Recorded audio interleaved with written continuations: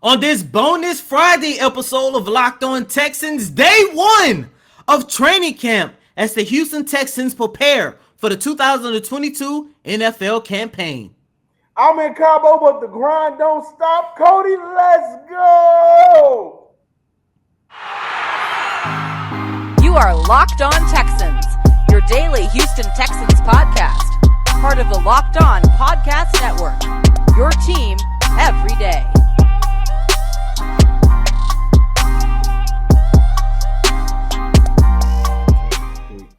Welcome, everybody, to a bonus edition of the Locked On Texan podcast, a part of the Locked On Podcast Network, your team every day. I'm John Hickman. This is Cody Davis. He was at training camp. I'm in Cabo right now, selling my honeymoon, but it is the very first day of training camp. The Houston Texans, everybody, all 90 players are out on the field at the NRG Stadium.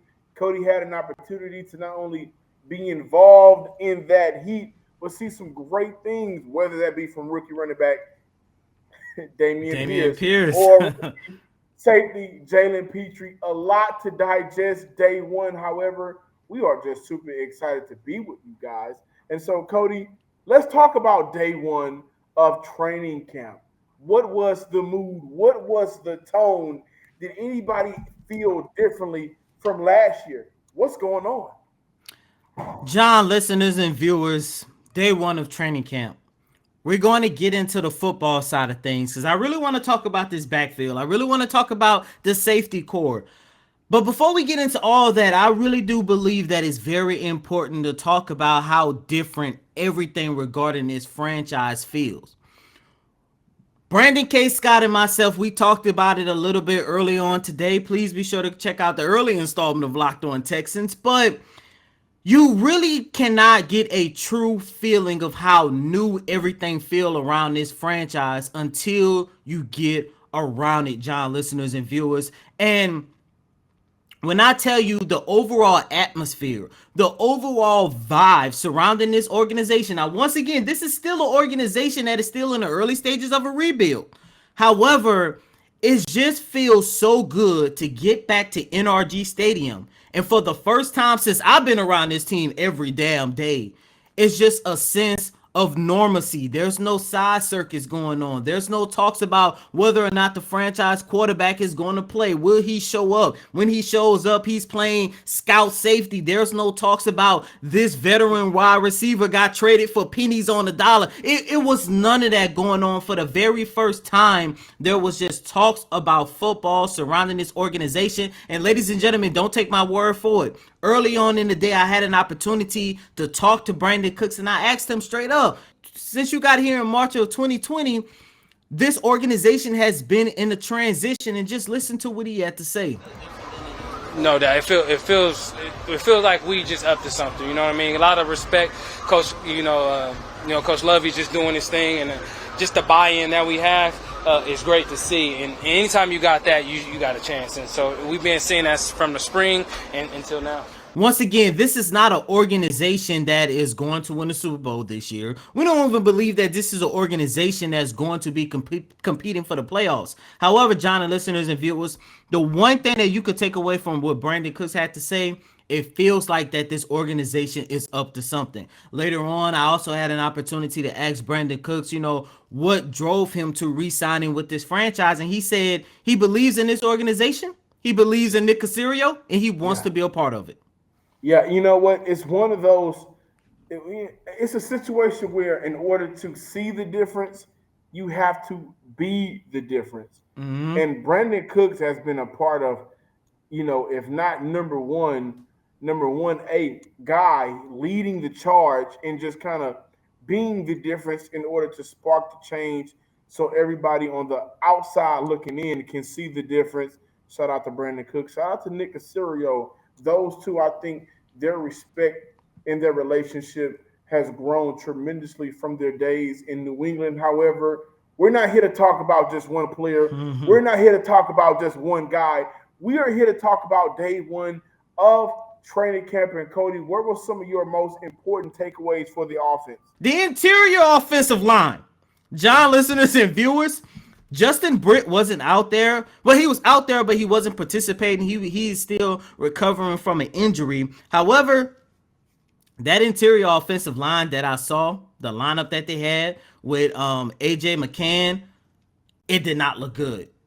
I know you're going to get to the several moments where they didn't look good, but I think it's important to know, was Kenyon Green out there running with the number ones, or was they utilizing Max Sharpen, the 4-year man who his career hasn't started off, favorably?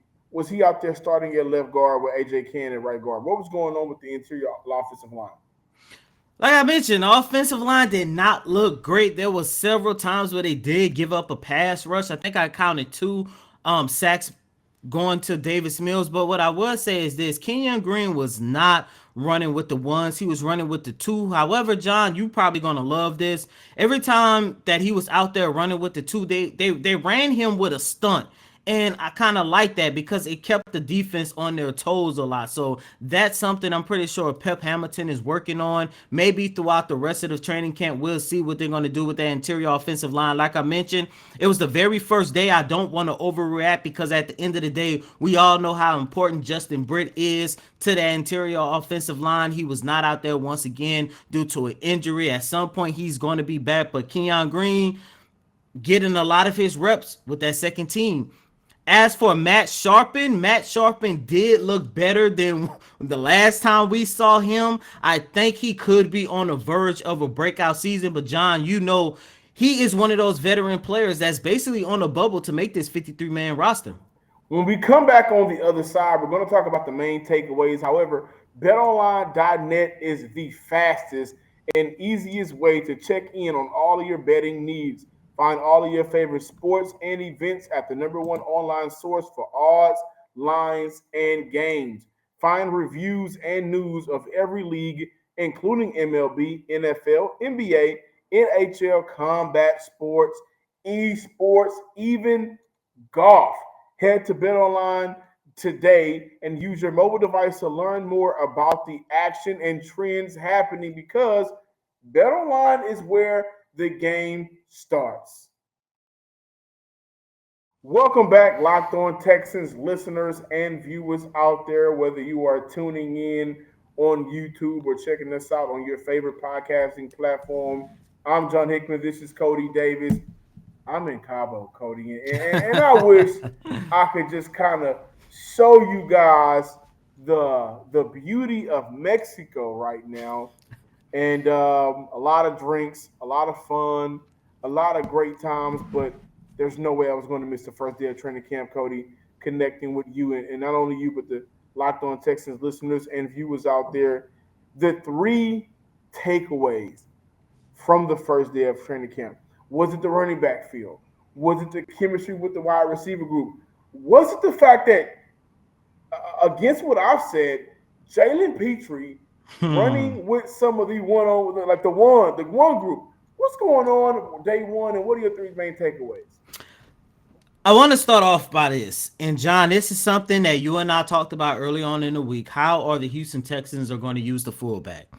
We talked about it. Lovie Smith said he wanted to utilize that fullback, and I'm not sure if this is something that they're going to dive into more so because of everything that's going on with John Mechie. However, everyone wanted to know what are the Texans going to do for that slot receiver position. The first takeaway that I did notice was the fact that when Paul Quisenberry was out there as a fullback, the Texans did utilize both Brevin Jordan and Pharaoh Brown as a slot receiver, more so Brevin Jordan, and both of those guys had a damn good day. And John, I know once again I don't want to overreact, first day of training camp, but the race between who's going to take the helm as the starting tight end is still neck and neck. Like I mentioned, both of those guys had a very good day, and as we talked about a couple weeks ago, Pharaoh Brown said he wanted to be an all-pro tight end, and I'm not going to say he's on the trajectory, but if he continues to look as good as he did today, I think it might be just a little bit realistic. But both of those guys did look good. And I'm going to stay on the offensive side of the ball. The backfield, the running game looked so good. And John, you're going to love this. Marlon Mack, I'm really gonna love it. Marlon Mack, Damian Pierce. They don't do all that dancing and playing I'm gonna love hopscotch it. and I jumping love it. around like when we I used to love it. see like when we used to see Scottie Phillips and David Johnson. No, they get the rock and they run straight, whatever gap, whatever hole that the offensive line is able to create, they're running right up the middle. Both of those guys had several plays where they ran up the middle and picked up some really good yards. However, John, listeners and viewers, the one thing that kind of irked me a little bit was the fact that Rex Burkhead was still getting some team one reps. There was split between him, Mack, and Pierce.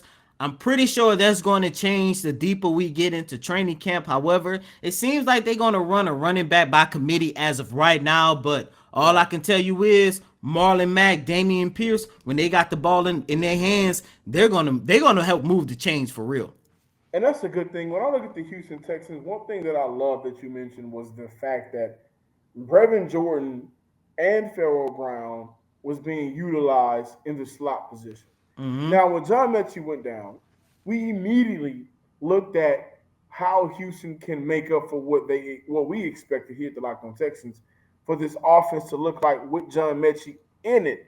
And a couple of things that I said was, well, we're going to have to look at the running back position, and we're going to have to expect them to do more, which is okay. You're getting paid millions of dollars. More is not a problem. We want to see you catch the ball out of the backfield and be effective.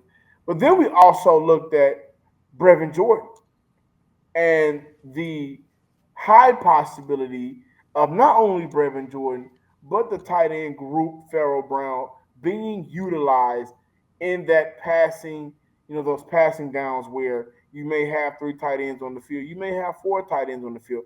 Wide receivers on the field, excuse me. So now, when you telling me that what we've already kind of alluded to was the tight end group, I believe, is for not Pharaoh Brown, for Brevin Jordan to lose.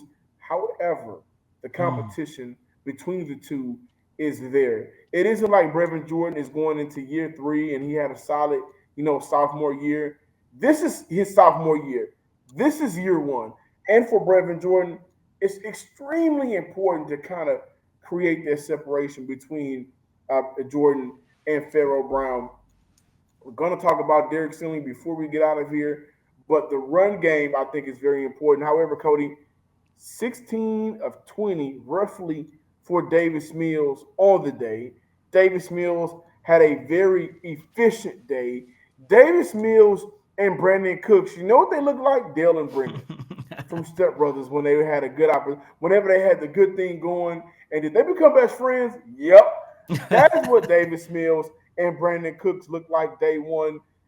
This is a chemistry. This is a relationship between the two that I think can be very important, not only for Brandon Cooks and his career and his numbers, but if Davis Mills and Brandon Cooks has a good relationship, how was Nico Collins day one? Can you give us any information on Nico day one before we move on and talk about Derek Stingley?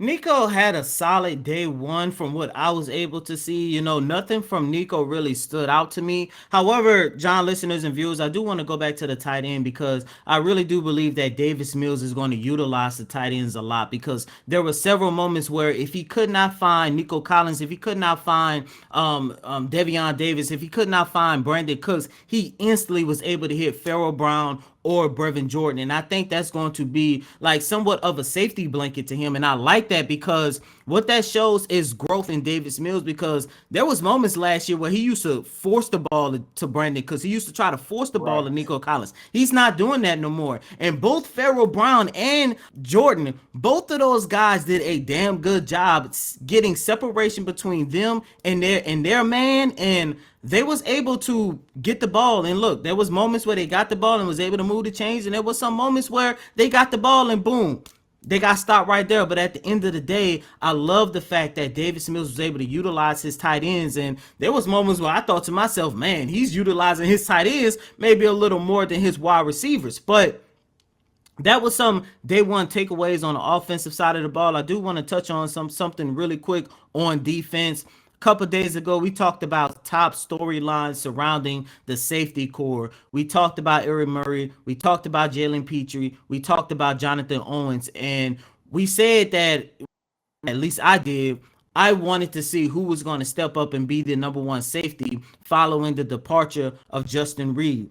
John, listeners, viewers, it seems like that's going to be a safety group by committee because all three of those guys had an opportunity to play on the first team. They was interchanging in and out, and that caught my eye because it went back to something that you mentioned, John, when we was talking about the secondary and who was going to be the starting safeties, who was going to be the starting cornerbacks, and you said that you can see this organization, outside of Derek Stingley, you can see this organization saying, you know what? How about we focus more so on the matchups, and that is going to decide who our starter for week 1 going to be, who our starter for week 2 is going to be.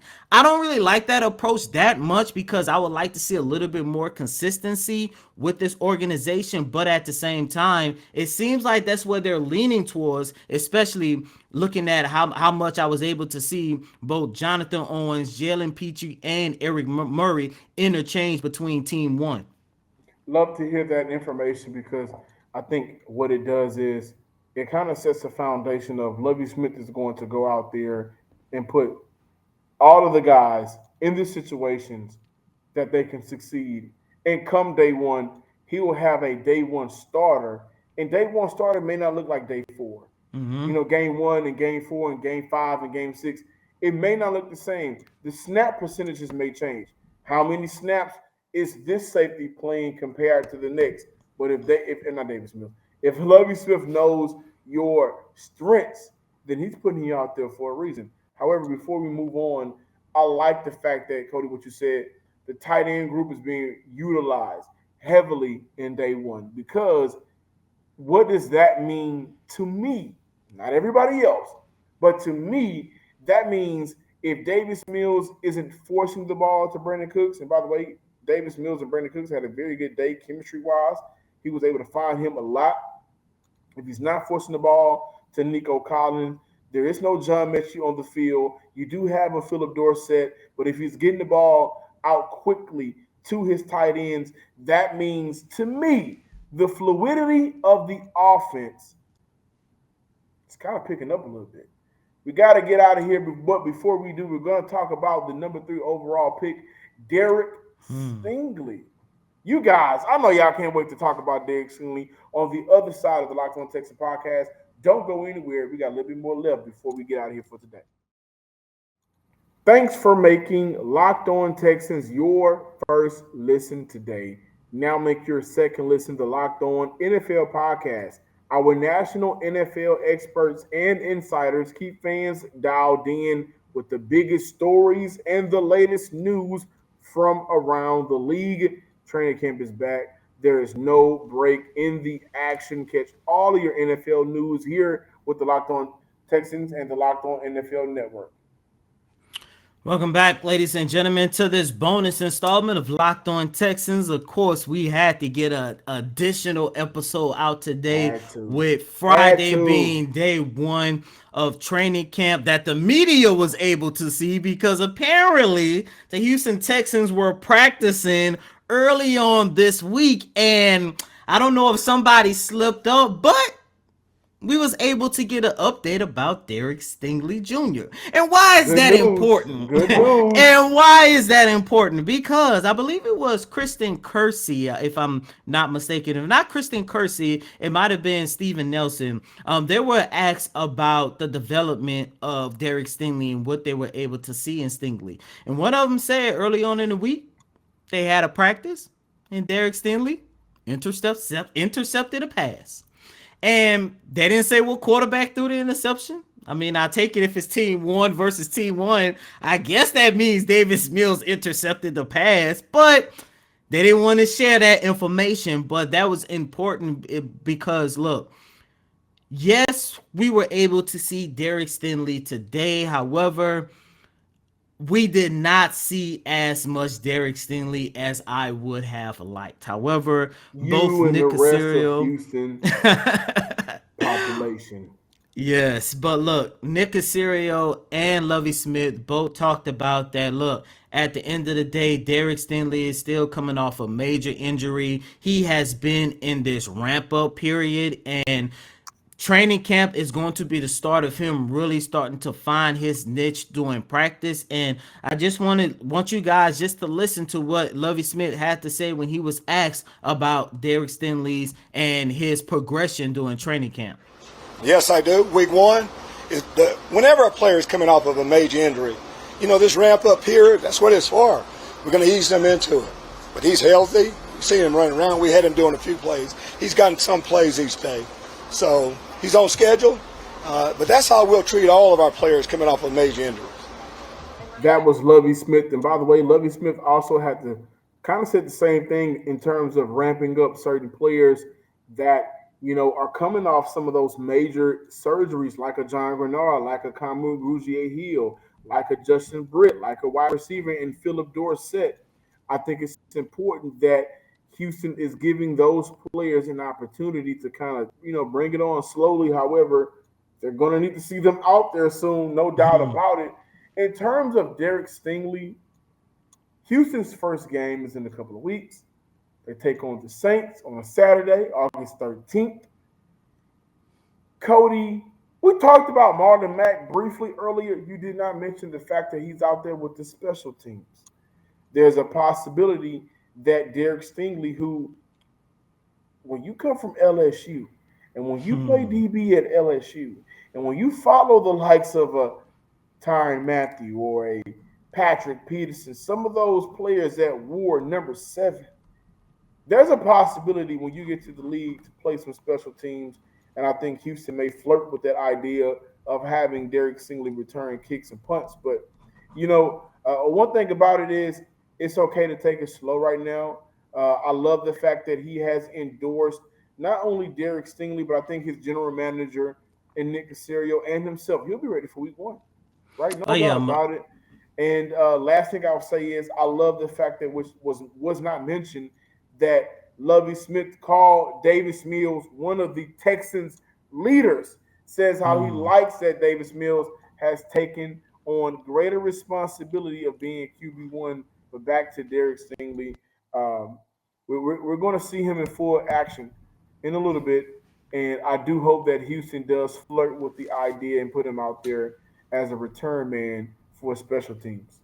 Yeah, and they started today, as a matter of fact, and I'm glad that you mentioned the Marlon Mack situation, because I remember doing mandatory minicamp. That was one of the main observations that I noticed. They was flirting with the idea of having Marlon Mack being part of the special teams unit. However, maybe I'm looking at that now. Maybe he was just a fill-in, because at that time, Derek Stingley was not even on the field when they was doing walkthroughs like that. They did a walkthrough doing kickoff returns. Derek Stingley was one of the DBs back there practicing to catch the ball doing kickoffs. So, that was very exciting to see. I also want to mention I did have an opportunity to see Derek Stingley ramp up. I believe he's probably in the next phase of his practice, because look, he didn't do 11 on 11, but he did do 7 on 7. So baby steps. But at the end of the day, both Nick Caserio and Lovie Smith mentioned Derek Stingley will be ready come week 1 of the regular season against the Indianapolis Colts inside of